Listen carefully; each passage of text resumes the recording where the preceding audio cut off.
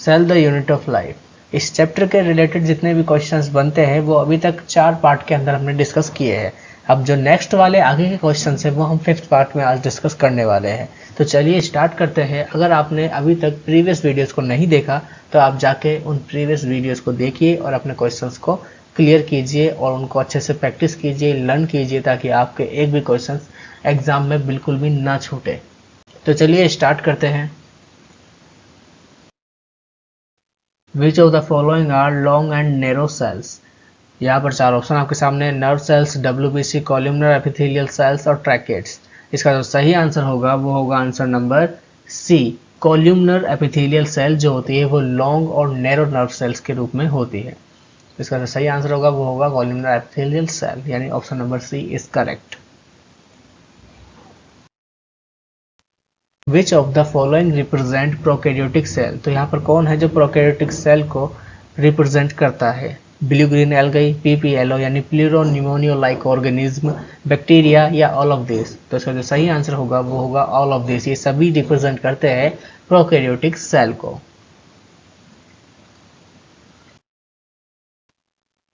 तो इस डायग्राम में आपको देख के बताना है कि चारों पांचों ऑप्शन में से कौन सा इसमें सही मैच खाता है। जो सबसे इजीली हम आइडेंटिफाई जिसे हम कर सकते हैं वो क्या है, यहाँ पर ये देखेंगे सबसे पहले कि सबसे इजीली हमें क्या दिखता है। यहाँ पे ई वाला जो ऑप्शन है यहाँ पर ये दिख रहा है हमें, तो ई वाला जो ऑप्शन है वो है रफ एंडोप्लाज्मिक रेटिकुलम। ठीक है, तो ई वाला ऑप्शन है रफ एंडोप्लाज्मिक रेटिकुलम। और यहाँ कहाँ पाया जा रहा है, किसी में ई वाले ऑप्शन में रफ एंडोप्लाज्मिक रेटिकुलम नहीं है, बस बी वाले ऑप्शन में है। एक बार और हम करेक्ट रेस्पॉन्स के लिए कि सही है या गलत है और कुछ देख लेते हैं और किसी को आइडेंटिफाई करते हैं। यहाँ पर ए वाला जो है वो क्या कहलाएगा, ए वाला जो है ये इस तरह के स्ट्रक्चर को हम कहेंगे, ए वाले स्ट्रक्चर को सेंट्रियोल कहेंगे। एंड बी वाला जो है यहाँ पे ए सेंट्रियोल है, रफ एंडोप्लाज्मिक है, इसमें ए सेंट्रियोल यहाँ पे भी दिया हुआ है। ठीक है, तो यहाँ पे रफ एंडोप्लाज्मिक रेटिकुलम सेकंड में दिया हुआ है। तो यहाँ पे जो आंसर करेक्ट होगा हमारा बी वाला आंसर करेक्ट होगा यहाँ पर। तो option number B is correct, क्योंकि हमने यहाँ पे मैच किया कि ए वाला सेंट्रियोल है और ई वाला रफ एंडोप्लाज्मिक रेटिकुलम है जो यहाँ नीचे पाया गया है। तो इसके अनुसार हमारा जो आंसर करेक्ट होगा वो होगा आंसर नंबर बी।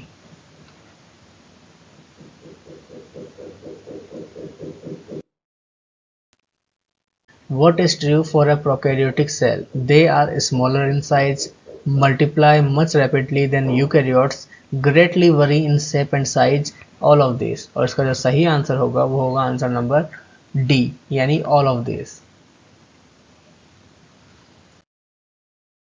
साइज जो होती है जितने भी बैक्टीरियल सेल की या माइकोप्लाज्म की, जितने भी सेल्स की साइज है वो आपको अच्छे से लर्न होनी चाहिए। तो यहाँ पर जो इसकी साइज होगी वो होगी 10 to 20 माइक्रोमीटर। यहाँ पे बी वाला ऑप्शन इसका करेक्ट होगा। टिपिकल बैक्टीरिया की साइज कितनी होगी आपको बताना है साइज के बारे में। तो इसकी जो साइज होगी वो होगी 1 to 2 माइक्रोमीटर। ए वाला ऑप्शन इज करेक्ट। वायरसेस की जो साइज होती है वो कितनी होती है ये आपको बताना है। How much is the size of viruses. क्या पता कौन सा क्वेश्चन आपको देखने को मिल जाए साइज रिलेटेड, इसीलिए हमने इन क्वेश्चंस को भी इंक्लूड किया है। तो यहाँ पर जिसका सही आंसर होगा कि एक वायरस की साइज कितनी होती है वो होती है ए नंबर का ऑप्शन है आपका करेक्ट। इसमें 0.02 से 0.2 माइक्रोमीटर। जीनोमिक डीएनए क्या होता है बैक्टीरिया का ये आपको बताना है। तो जीनोमिक डीएनए जो होता है बैक्टीरिया का वो होता है आपके सर्कुलर डीएनए। तो ए वाला ऑप्शन इसका करेक्ट आंसर होगा। Answer is correct. तो जेनेटिक मटेरियल जो होता है वो कहाँ होता है, प्रोकैरियोट्स के अंदर, ये आपको बताना है। तो जेनेटिक मटेरियल जो होता है 4 ऑप्शन आपके सामने, nucleus, enveloped by nuclear membrane, naked in cytoplasm, none of this. तो इसका जो सही आंसर होगा कि ये प्रोकैरियोट्स के अंदर जेनेटिक मटेरियल कहाँ पाया जाता है, तो वो सी ऑप्शन इसका करेक्ट होगा, नेक्ड इन साइटोप्लाज्म। साइटोप्लाज्म में ये पाया जाता है। Option C is correct.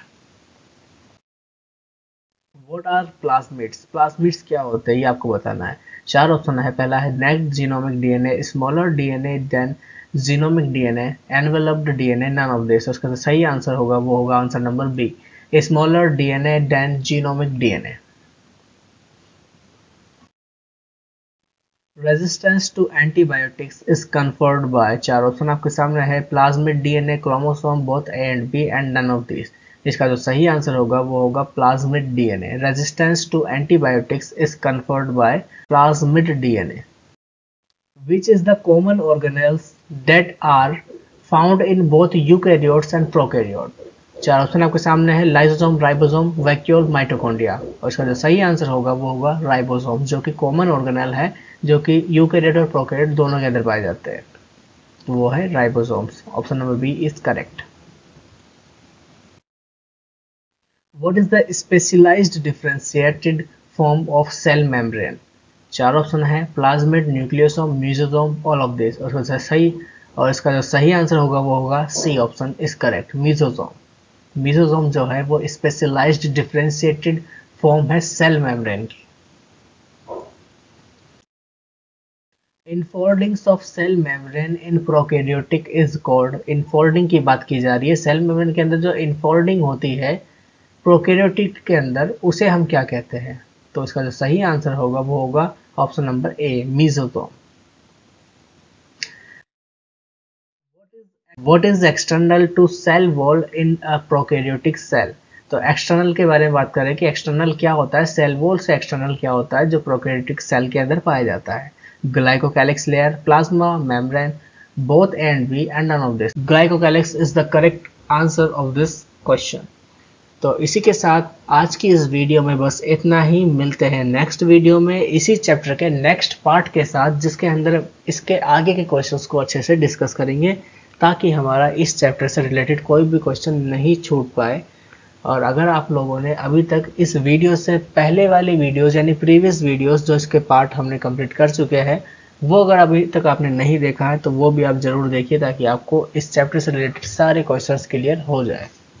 तो मिलते हैं नेक्स्ट वीडियो में।